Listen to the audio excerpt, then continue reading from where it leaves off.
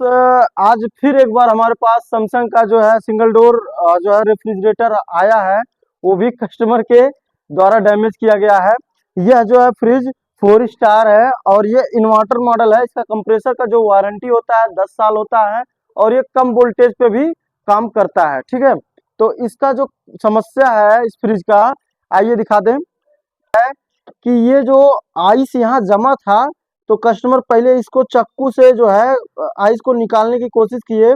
फिर इसमें तेजी से जब गैस निकला तो वो यहाँ पे बॉन्ड लगा दिए कि मतलब हो सकता है काम कर जाए बॉन्ड और गैस रुक जाए और जो है हम फिर इसको चालू कर पाएंगे, हमारा फ्रिज फिर काम कर सकता है। उनके दिमाग में तो इतना आया कि एक बार लीक हो गया है तो हम इसको बंद भी कर सकते हैं। लेकिन क्या करें, कुछ लोग होते। चलिए, ये तो ठीक है। इसको कहने का मतलब काफी ज्यादा चलाया भी गया है कि हो सकता है अभी काम करे, हो सकता है अभी काम करे। तो जब ये फ्रिज चलता है तो जितना भी इसके अंदर ऑक्सीजन होता है वो रिलीज कर देता है। फिर जैसे ही लाइट भागता है कंप्रेसर बंद होता है, फिर वो घिंचाव करता है। फिर जैसे लाइट आता है कंप्रेसर चालू होता है तो वो पूरे सिस्टम में पानी फैल जाता है। तो उम्मीद है, हमको लग रहा है कि ये जब ज्यादा चल तेल है, देख सकते हैं ये तेल फेंक भी रहा था, खींच भी रहा था। जितना नमी होगा वो खींच चुका होगा और काफी सारा तेल यहाँ से देख सकते हैं यहाँ तक आया है। तो कहने का मतलब इसमें ज्यादा सारा प्रॉब्लम, बहुत ज्यादा प्रॉब्लम हो सकता है। तो इसके पूरे सिस्टम में पानी की नमी भी हो सकता है। तो चलिए अब हम इसको पहले एक बार चला के देखते हैं कि इसका कंप्रेसर चालू है कि नहीं। अगर कंप्रेसर चालू होगा तो भाई अच्छी बात है। अभी हम जैसे जब ये फ्रिज आया कस्टमर के यहाँ से, वहां भी हमने चेक नहीं किया था। हमने देखा फ्रीजर लीक था। तो लगभग 10 मिनट से ऊपर हो चुका, ये स्टार्ट नहीं हुआ। ठीक, तो अब ये हमको चेक कर लेना था, तभी हम फ्रिज का फ्रीजर उरीजर खोलना था। तो हमने इतना किया कि एक बार देख लेते कंप्रेसर चल रहा है कि नहीं। तो आइए, यहाँ पे देखा भी है, यह जो है 3 टाइम ब्लिंक दे रही है। यह 3 टाइम ब्लिंक का मतलब होता है या तो पीसीबी का आईपीएम खराब या तो कंप्रेसर खराब। तो कंप्रेसर, अब हम यहाँ पे एक दूसरा कंप्रेसर लगाएंगे, देखेंगे ये चला देता है कि नहीं। तो सेम इसी तरह का एक सैमसंग का कंप्रेसर हमारे पास है।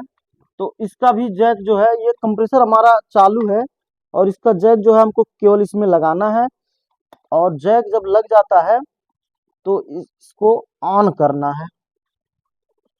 जैक हमने लगा दिया, अब देखते हैं ये चलेगा कि नहीं।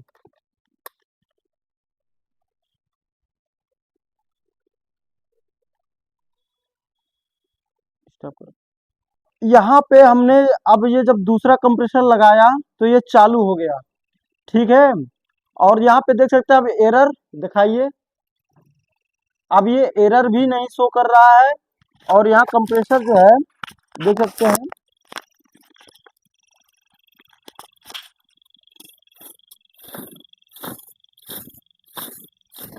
ये कंप्रेसर भी चालू हो गया। ठीक है, तो इसका मतलब ये है कि यह जो कंप्रेसर खाते हैं, इस तरह से जब कोई आदमी यहाँ से बर्फ जब खुरचता है इस किसी भी हथियार या चाकू से, तो इस तरह से जब डैमेज होता है तो उससे क्या क्या नुकसान हो सकता है। देखिए, गैस तो उड़ी गया, ये कॉइल भी खराब हो गया। अब पीछे आइए, कंडेंसर का कॉइल का जो कंडेंसर का पाइप है, इस सब में पानी चला जाता है और कंप्रेसर के अंदर पानी जाता है। देखिए, कंप्रेसर भी खराब हो गया, इसके ये जो पाइपिंग है, ये फिल्टर है, कैपिलरी है, ये सब में पानी का नमी चला गया और ये कंप्रेसर खराब हो गया। जो कि हम कंप्रेसर को काफी देर तक चेक किए, नहीं स्टार्ट हो रहा है। तो हम दूसरा कंप्रेसर लगाए तो स्टार्ट हो गया। ठीक है, और इस पे 3 टाइम ब्लिंक दे रहा है पीसीबी कि मैंने कंप्रेसर में कुछ फॉल्ट है। तो एक तो ये होता है या तो आईपीएम का फॉल्ट होता है। तो हम जब दूसरा कंप्रेसर लगाए तो चल गया। अब बताइए हम कस्टमर से क्या कहेंगे। कस्टमर से कहेंगे आपका कंप्रेसर भी खराब है, कंडेंसर जो अंडरग्राउंड है वो भी खराब है, गैस भी डालना पड़ेगा और फ्रीजर भी चेंज करना पड़ेगा। तो बताइए कितना ज्यादा नुकसान हो गया। अभी खाली एक बार आइस निकालने का कमाल है ये। और इस पे मैं बार बार वीडियो बना रहा था, मेरा इस पर एक्सपीरियंस यही कहता है, जब इस तरह से कोई फॉल्ट आता है, अगर अनजाने में हो भी जाए तो फ्रिज को बंद रखें और कस्टमर मतलब कस्टमर केयर या किसी मैकेनिक को दिखाएं। तो लोग अभी देख लीजिए, इसमें बॉन्ड चुआया गया था, उसके बाद फ्रिज को जबरन चलाया गया था, जिसके वजह से वह जो है इतना सारा खराबी हो गया। अगर उसी समय बंद रहा होता तो शायद बहुत ज्यादा खर्चा नहीं होता। तो चलिए अब हम फिलहाल कस्टमर से बात करते हैं, अगर एग्री होंगे तो इसमें क्या क्या करेंगे पूरा करके दिखाएंगे। अगर वो एग्री नहीं होते हैं कंप्रेसर चेंज कराने के लिए, तो उनको जो है हम जो है ये फ्रिज सीधे पैक करके भेज देंगे वापस। ठीक, तो हमने जो है कस्टमर से बात किया, कस्टमर से हमने बात किया और वो बोले कि ऐसा है, अब हम समझ नहीं पाए फॉल्ट को, और जो भी खर्चा है हम देंगे, आप जो है उसको चेंज कर दीजिए। तो इस कंप्रेसर को हम चेंज करेंगे, ठीक है। फिलहाल कंपनी से इसका गारंटी होगा, लेकिन पता नहीं कंपनी जो है गारंटी क्या करेगी क्या नहीं। कस्टमर हमसे बनवाना चाहते हैं तो हम उनको बना के देंगे, ठीक है। तो अब जो है पहले हम इसका गैस रिलीज करेंगे। इसमें गैस कहीं भी कोई प्रेशर नहीं रुका हुआ है, जैसे कभी कभी होता है थोड़ा बहुत आता है। इधर से हम जब ब्रीजिंग लगाएंगे तो काफी ज्यादा आग का गोला निकल जाता है। तो अब हम यहाँ से इसको डिस्कनेक्ट करेंगे और ये खोल के कंप्रेसर को उतार देंगे। अब कंप्रेसर भी चेंज होगा और यहाँ पे नया कंडेंसर भी लगाएंगे और उसके बाद कोयल भी लगाएंगे, ठीक है। तो इसके लिए हमको पहले इसको हम उतार दें, दूसरा कंप्रेसर इसमें बैठा दें। तो हमने इसका जो पाइप हमने डिस्कनेक्ट किया, तो यहाँ से काफ़ी सारा ऑयली टाइप का कचरा निकला है इस तरह से, ठीक है। उसमें नमी भी है, तो इसको हमने डिस्कनेक्ट किया, सेक्शन को डिस्कनेक्ट किया। उसके बाद ये जो कैपलरी और फिल्टर थे इनको भी डिस्कनेक्ट किया, तो इसमें से भी कुछ टपक रहा है, ठीक है। तो कुछ ज़्यादा कहना नहीं चाहते हैं, बस इतना का है कि इसको अब हम हटाएंगे, नट बोल्ट से खोल के इसको हटाएंगे और अपने पास दूसरा कंप्रेसर है उसको लगाएंगे, ठीक है। उसके बाद ये फिल्टर और ये सेक्शन और ये कंडेंसर, ठीक है, हम कंडेंसर नया यहाँ पे लगाएंगे, दूसरा कंप्रेसर लगाएंगे। और ये तो हमने खोल दिया है और ये सब हम अलग कर दे रहे हैं, इससे हमको कोई मतलब नहीं है, क्योंकि अगर इसमें नमी होगा तो दूसरा कंप्रेसर लगाएंगे तो वो भी खराब हो जाएगा।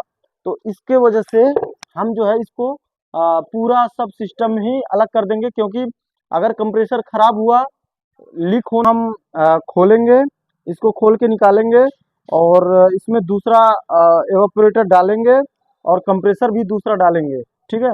तो कैपिलरी सेक्शन भी डालेंगे।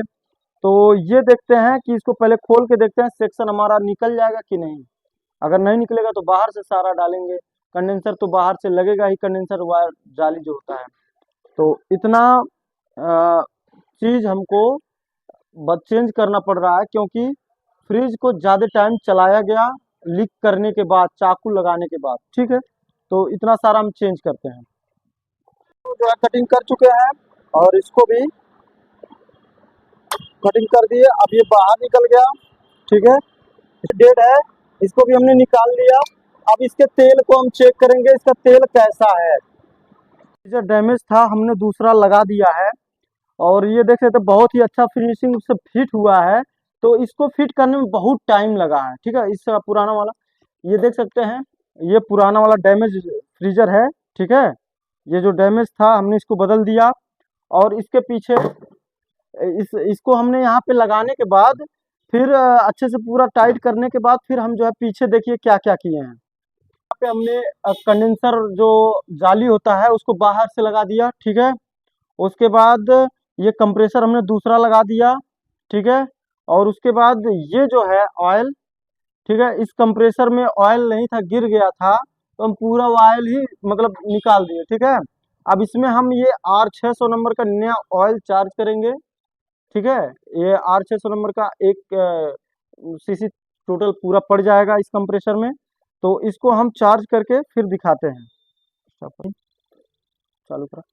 तो अब जो है एक पाइप के रास्ते हम जो है इसको सटा लिए हैं, ये ऑयल है इसमें पाइप लगा लिए हैं, इसके मुंह पे हम सटा लेंगे और एक माउथ हम जो है बंद करेंगे, क्योंकि ये देख सकते हैं कंप्रेसर हमारा चालू है।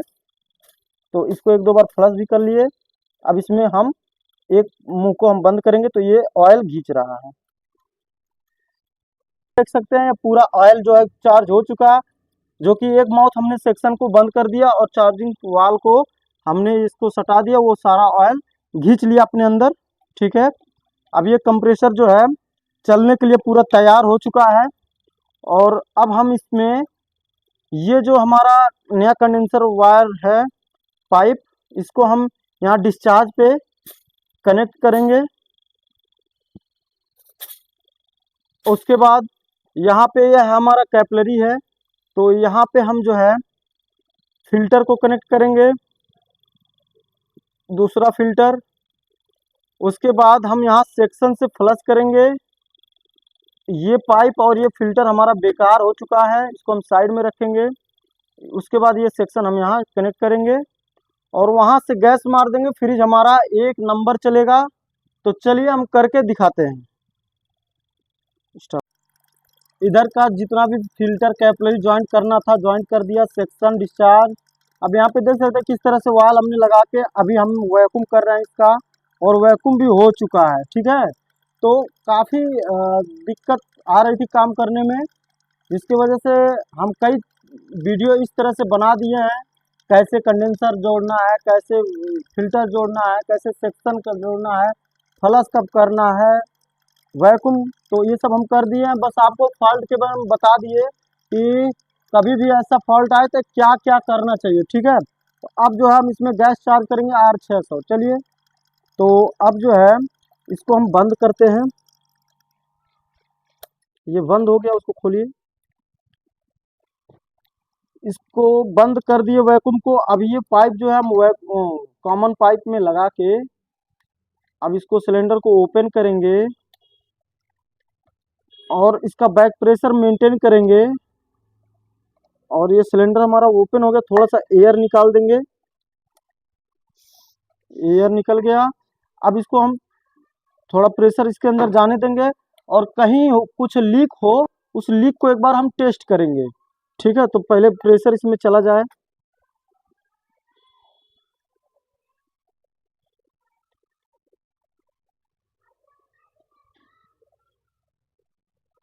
जा रहा है।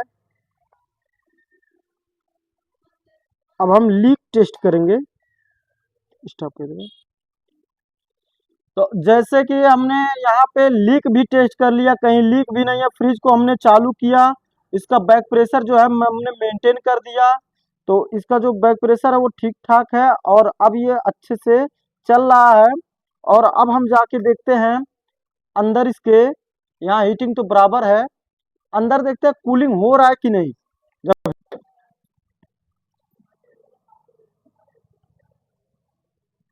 हाँ, कूलिंग हो रहा है और स्टार्ट हो गया है। अब इसको 10-15 मिनट और हम देखेंगे। और छोटा सा प्रॉब्लम कितना बड़ा प्रॉब्लम खड़ा कर दिया बताइए। कंप्रेसर, कंडेंसर, फिल्टर और ये गैस और ये कॉयल एवापोरेटर, ठीक है, ये सब बदलना पड़ा तब जाके ये फ्रिज चलेगा। अगर उसी कंडेंसर पे हम कॉयल एवापोरेटर बोले तो उसको बदले होते और कंप्रेसर लगा दिए होते तो फिर कंप्रेसर जल जाता। ठीक है, बस वीडियो बनाने का यही उद्देश्य था कि आप लोग तक ये जानकारी पहुंचे। अगर आप कस्टमर हैं तो इस तरह से आप देख लें, और अगर आप मैकेनिक हैं तो इस तरह से आप सॉल्व कर सकते हैं। ठीक है, मिलते हैं नेक्स्ट वीडियो।